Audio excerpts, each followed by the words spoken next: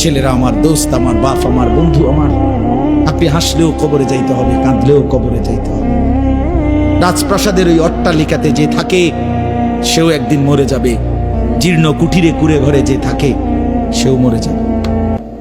জীবনে যে কোনোদিন সুখ দেখে নাই দুঃখের সাগরে, তারও মৃত্যু হবে। জীবনে যে কোনোদিন দুঃখ দেখে নাই সুখের সাগরে ভাসছিল, তারও মৃত্যু হবে, সেও মরে যাবে। কবর নিশ্চিত, কবর নিশ্চিত। অমিন ওয়ারাইহিম বারযাখুন ইলা ইয়াউমি ইউবআসুন। আল্লাহ তাআলা মৃত ব্যক্তিকে বলবে, বান্দা, কোরআন শরীফের আয়াত, এখন থেকে নিয়ে ইসরাফিলের ফুঁতে হাসরের ময়দানে উঠানো পর্যন্ত বারযাখ মানে কবরের জীবনে পড়ে থাকে।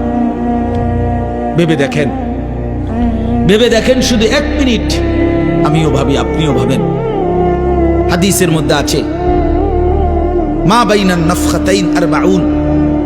ইসরাফিল প্রথম ফু দিলে জমিনের সবকিছু মাটির নিচে চলে যাবে।